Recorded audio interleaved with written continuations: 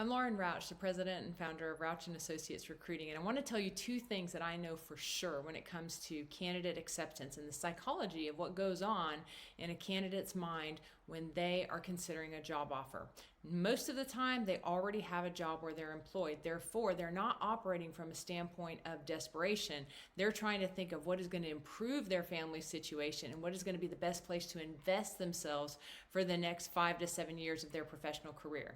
It's a massive decision. And here's point number one. You have to remember that they don't make that decision in a vacuum. They don't make it independently. They always have a mentor, a wife, a husband, a partner. They have someone else who helps them think through whether this is the right move or not. And if you, on the side of the hiring organization, are not taking that person's input and feelings into consideration, you're leaving a lot out. I can show you how to do that. Part number two, it's kind of always been funny to me, a little bit ironic, because it's a gut decision. And you think about gut decision, like intestinal decision. No, it's an emotional decision. Even doing what I've done for a very long time, and that is hiring executive level people or engineers or people who are analytical by nature, it doesn't matter. The same rings true for them.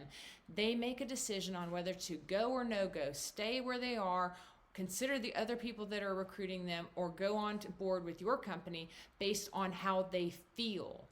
And that is a combination of a lot of things. It's about the data that you've shared, but mostly it's about how they have felt treated through the interview process and the way you've explained to them the career trajectory that they can expect if they join your organization. Have you painted a picture of what their future could look like?